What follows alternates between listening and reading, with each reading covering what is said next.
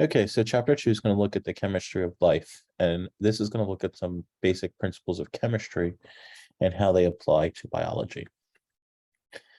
So we're going to start off with talking about essentially what chemistry is based off of. An element is a substance that cannot be broken down by chemical means into other substances. So an element is as about as basic as you're going to get for a substance. Living things such as a newt and plants and you are mostly composed up of 6 elements. And those 6 elements are carbon, hydrogen, oxygen, nitrogen, phosphorus, and sulfur. These 6 elements out of all the elements of a periodic table are going to make up about 96 to 97% of all biological living organisms on the planet. So here we can see the elements that we have. And this is all found on what we call a periodic table. And the periodic table lists all known elements. Now, this is an abbreviated periodic table and really shows some of the important elements of life, okay? And it sort of shows you whether it's a bulk element, meaning it's most abundant, and that's in the dark blue. The light blue is less abundant. And then in green, we have what are called trace elements, which means there's not enough to actually give a value to it, but they are important for living organisms. Each box shows one element, including the element's full name and the element's 1 or 2 letter symbol. Each box also tells the element's atomic number and the atomic weight. To understand these, we first need to learn about protons, neutrons, and electrons. So atoms are going to make up all of matter. And if we have an atom, this is the smallest piece of an element that retains the characteristics of the element. And within the elements, we have protons, neutrons, and electrons, okay? The protons, neutrons, and electrons are the subatomic particles. And this is what's going to compose, essentially, an atom. Electrons are going to surround the atomic nucleus. They are very small, and they actually move very fast. Protons and neutrons are close together in the atomic nucleus, which is essentially the center of an atom. Protons are positively charged, neutrons are neutral, and electrons are negatively charged. And that's one of the main these are the main differences between these subatomic particles. An element's atomic number indicates how many protons are in each atom of that element. So here, the atomic number for carbon is 6, which means there are 6 protons. The atom's mass number is the total number of protons and the number of neutrons in its nucleus. And the mass number of carbon atom is shown below, and you have 6 protons, 6 neutrons, so the mass number would be 12.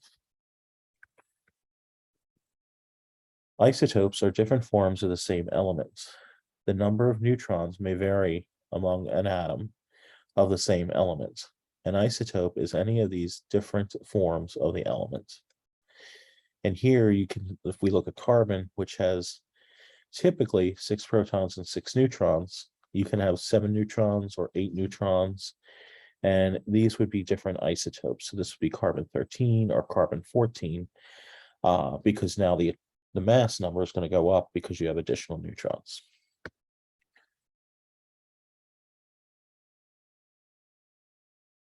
Each isotope of an element has different mass because the number changes of neutrons, it differs. And I just said this a second ago. Now, the atomic weight is the average mass. So carbon's atomic weight is close to 12. Even though some carbon isotopes have a mass number of 13 and 14, this is because about 99% of all carbon isotopes have the mass number of 12. Okay, so now that we've sort of talked a little bit about the periodic table, and if you do take a chemistry course, you'll spend a lot of time with that periodic table. But for all intents and purposes for a biology course, we just need a slight overview of that table. Now, chemical bonds are going to link atoms together.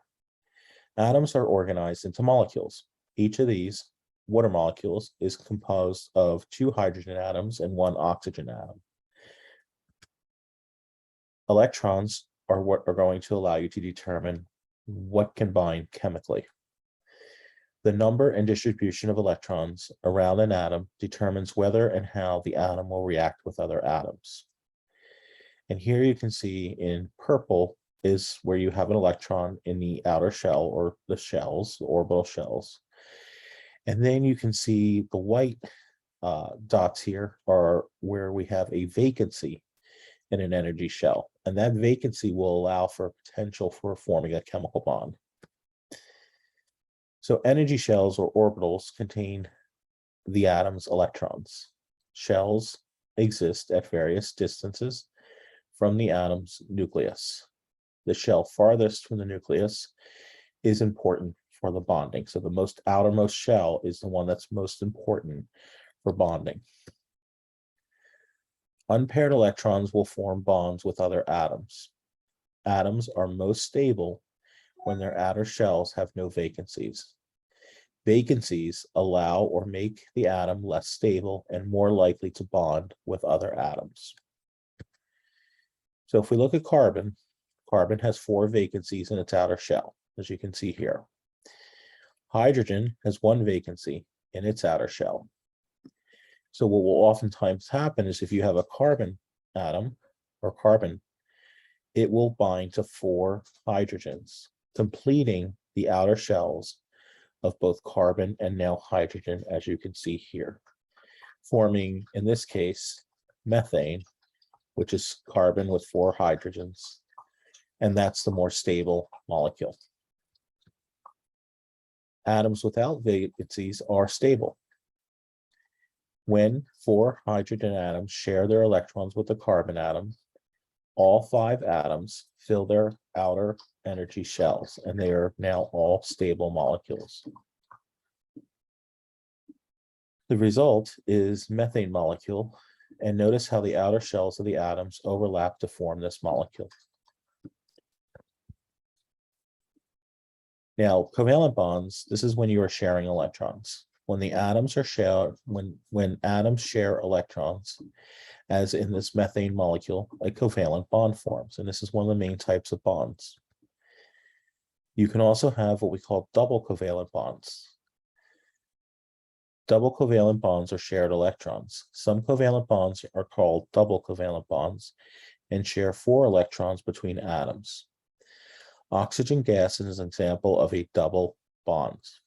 As you can see here, we have an oxygen and another oxygen, and you can see you have 2 doubles here. Okay, so they end up forming double bonds. Water will also form by a similar process to methane. Water is held together by a single covalent bond. Each bond has 2 electrons. And here we have an oxygen molecule that has 2 open spaces. 2 hydrogen atoms will come together and they will form covalent bonds, forming a water molecule. Now, electronegativity measures an atom's ability to attract electrons. In methane, which is all atoms equally share the electrons. In water, the oxygen atom pulls the electrons closer to it because it attracts them more strongly than the hydrogen atoms would attract the oxygen. Electronegativity is the differences determine chemical bonds.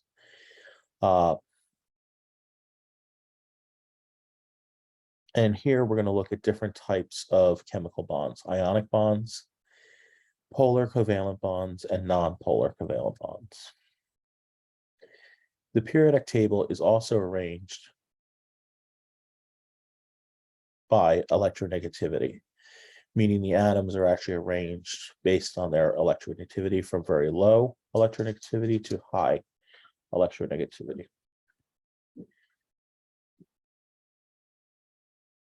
The carbon and hydrogen atoms that make up methane have similar electronegativities. Neither pulls electrons much more stronger than the other. Methane is held together by nonpolar covalent bonds.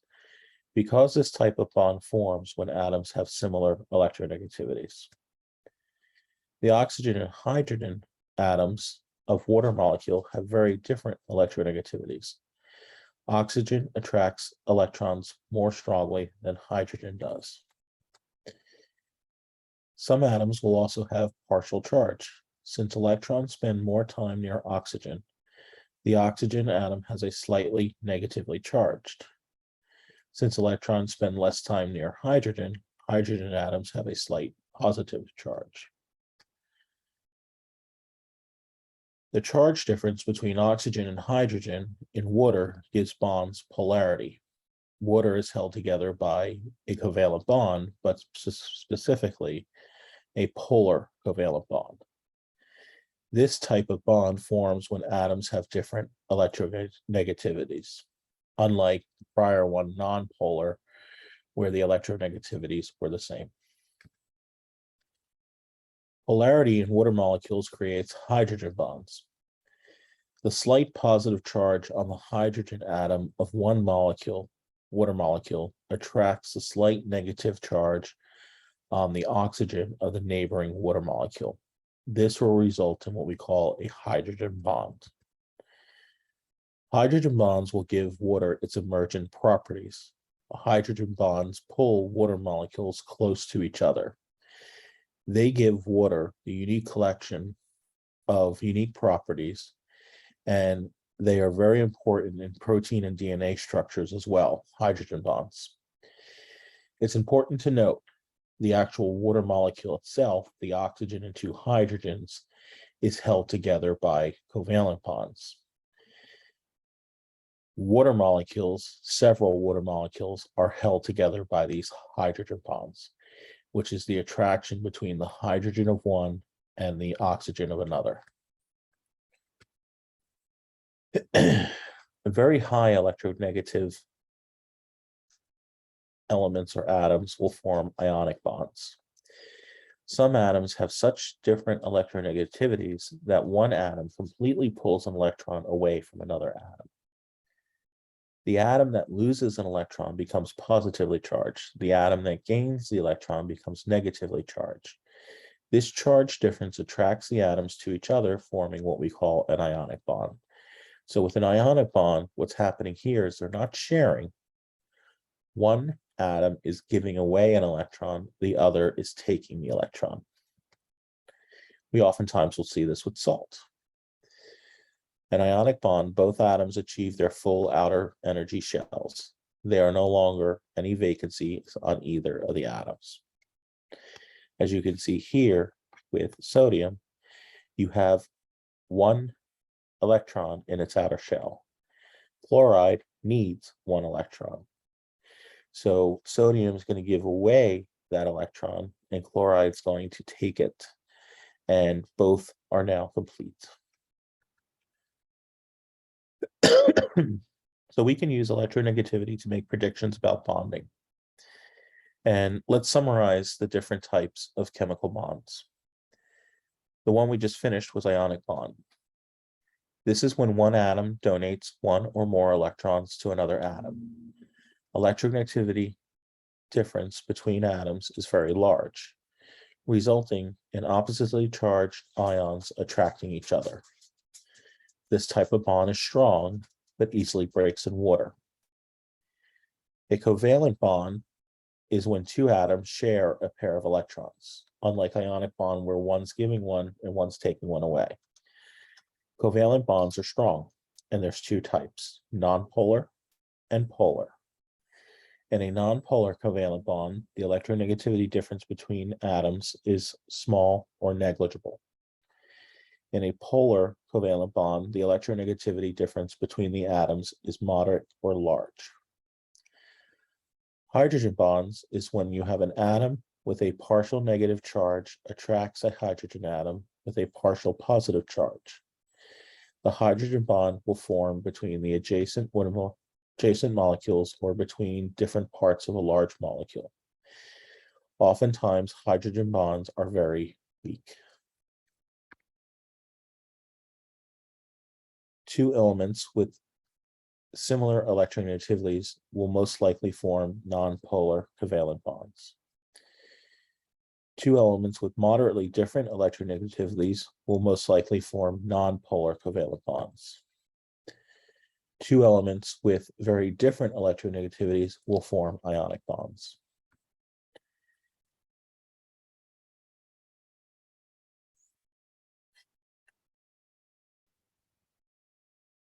Okay, so water is essential to life.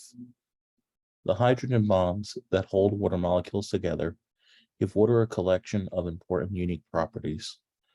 These emergent properties of water make it essential for all life. Water has many unique properties. For one, it is a cohesive. Cohesion is the tendency of water molecules to stick to one another. Cohesion between molecules on a surface of a liquid, water, give its high surface tension. Water molecules also form hydrogen bonds with other molecules. This is a property that's referred to as adhesion. So that would be the second property. Water is adhesive. Water, being both cohesive and adhesive, together allow water molecules to climb from a tree's roots to its highest leaves. Water is an excellent solvent. Water dissolves hydrophilic or water-loving substances, which would include polar solutes, ions, into water itself. The polarity of water molecules helps water dissolve most biologically important molecules, since many of these biological molecules are hydrophilic. Now, hydrophilic means that it is a molecule that is water-loving. You'll see another term, hydrophobic. Hydrophobic means it does not like water or repels water. An example of a hydrophobic molecule would be lipids. So if you've ever mixed oil and vinegar, or I'm sorry, oil and water together, you notice how they separate out. Water is also an excellent solvent for salts. The slight negative charge of water attracts the positive charges of sodium. The slight positive charge on water attracts the negative charges of chloride. And sodium chloride is salt. Water only dissolves selected molecules. Water does not dissolve hydrophobic molecules, which are water-fearing or they repel water. The molecules in lipids, like the butter shown here, have non-polar covalent bonds. These non-polar covalent bonds will make butter, or any lipid, hydrophobic. Water can help regulate temperature. Hydrogen bonds make water resist changes in temperature. So water cools and heats up very slowly. This is why coastal regions have milder temperatures than landlocked regions, and also how sweating can help cool the body. Water expands when it freezes. The hydrogen bonds make water molecules spread out as water freezes into ice. This is why ice is less dense than liquid water, and the ice floats to the top. In large bodies of water, a top layer of ice provides insulation and keeps the rest from freezing underneath. Thus, it is possible for aquatic life to survive in a winter. Water participates in chemical reactions that are needed for life. Water is a reactant in reactions that build and break all classes of biological molecules. For example, here we have two nucleic acids. If we remove water, this is called dehydration reaction. So here the hydrogen of one nucleic acid, the hydroxide of another nucleic acid will come together, form a water molecule, and you'll form a bond, essentially linking two nucleic acids together. To break this bond, you simply add water back into the equation through a hydrolysis reaction, and you will separate the two molecules back apart.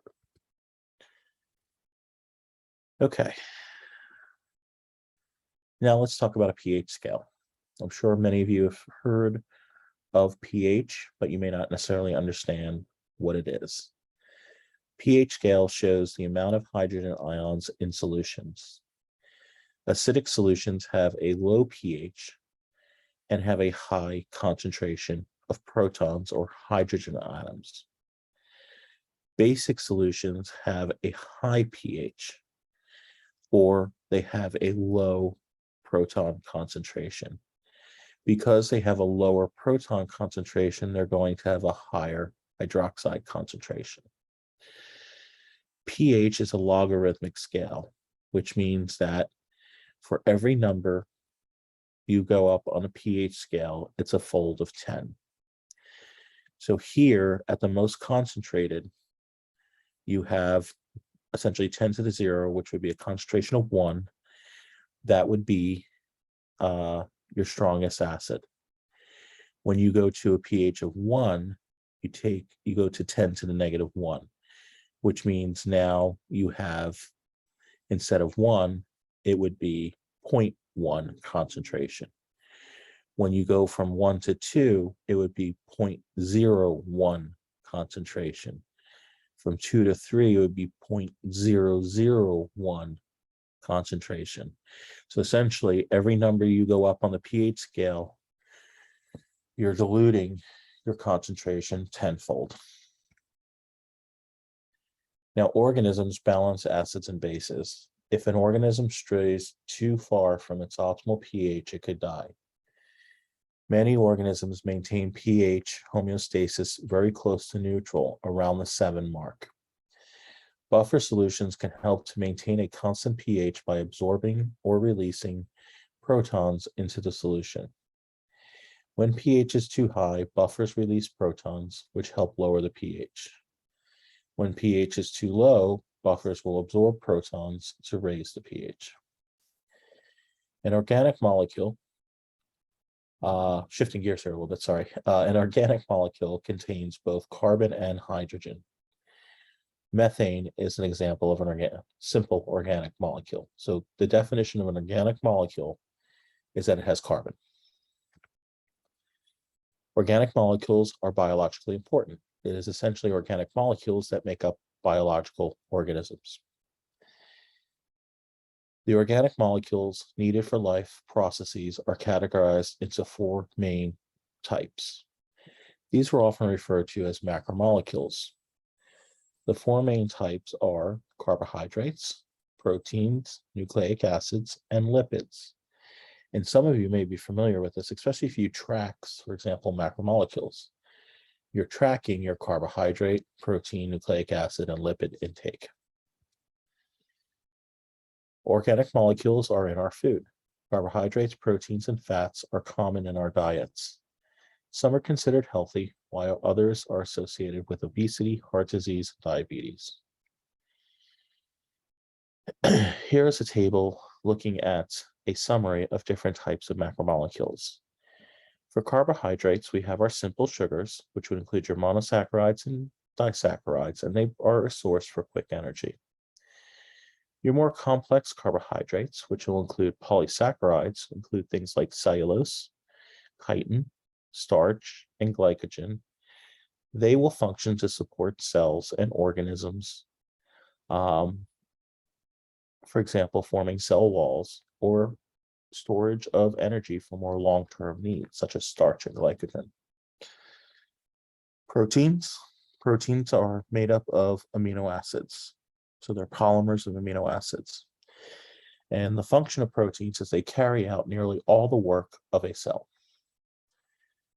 Nucleic acids, such as DNA and RNA, the polymers are nucleotides, and they store and use genetic information and they transmit it to the next generation, such as DNA gets transmitted from one generation to the next. Lipids, this is a very diverse group. They share a very similar chemical property in that they are all hydrophobic, meaning that they do not like water. Carbohydrates, proteins, and nucleic acids are all hydrophilic. Different types of lipids, you have your triglycerides, which is glycerol with 3 fatty acids, hence the tri. This is 3 fatty acids, and the glycerol is the glyceride. And its main function is to store energy. Phospholipids is glycerol and 2 fatty acids plus a phosphate group. And this is actually going to form most biological membranes. So for example, the plasma membrane is made up of phospholipids. Steroids, these are 4 fused rings of mostly carbon and hydrogen. They will stabilize animal cell membranes, and they are also the basis of sex hormones as well as cholesterol. And then finally, waxes. These are fatty acids and other hydrocarbons or alcohols, and typically waxes will allow for a waterproofing mechanism. So looking more at organic molecules are made up of monomers. A monomer is a single unit of a carbohydrate, protein, nucleic acid, and monomers will join together to form polymers. Monomers will join together by a dehydration synthesis reaction. This is a type of chemical reaction where you will synthesize a polymer using an enzyme, and part of the reaction is you release a water molecule. So in this little depiction here, you have monomer 1 and monomer 2. You're going to combine a hydroxyl and a hydrogen and release water and form a bond. Hydrolysis reactions are the opposite. This is a type of chemical reaction to quote unquote digest or break down a polymer. The enzyme breaks the bonds between the monomers, and as a result, you're releasing water. As a result, a water molecule is now required to break that bond, because you have to essentially replace the hydroxyl group and you have to replace the hydrogen group.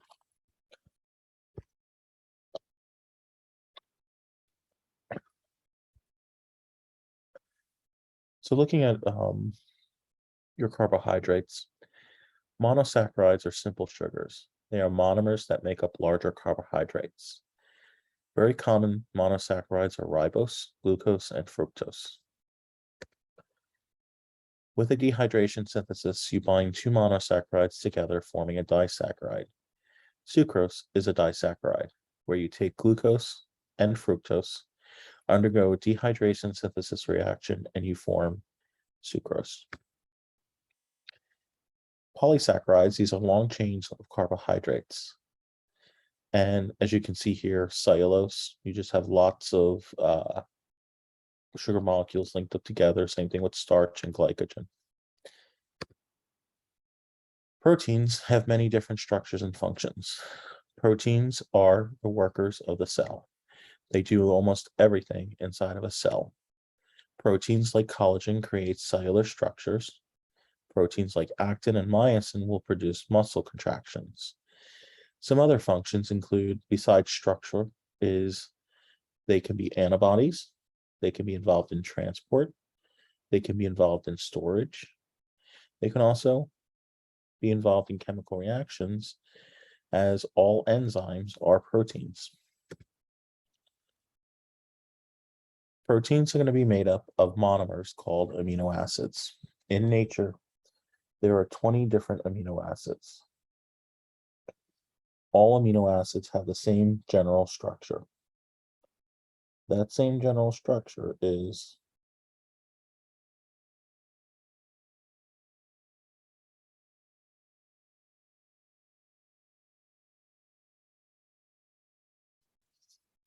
you have an amino group, you have a carboxyl group, you have a hydrogen, all surrounding a carbon, and then the R group is what varies from one amino acid to the next. The 20 different amino acids have 20 different R groups.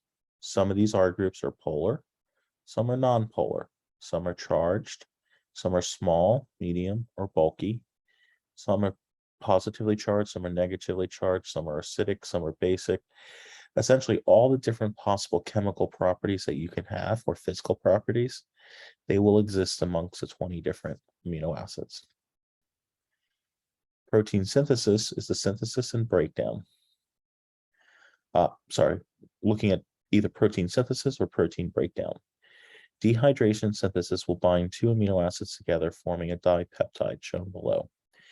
A long chain of amino acids is called a polypeptide or a protein. Hydrolysis will separate dipeptides and polypeptides into individual amino acids.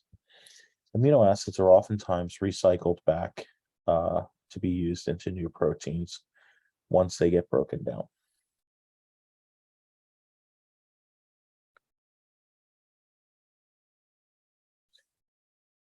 Now, polypeptides will oftentimes fold up into proteins.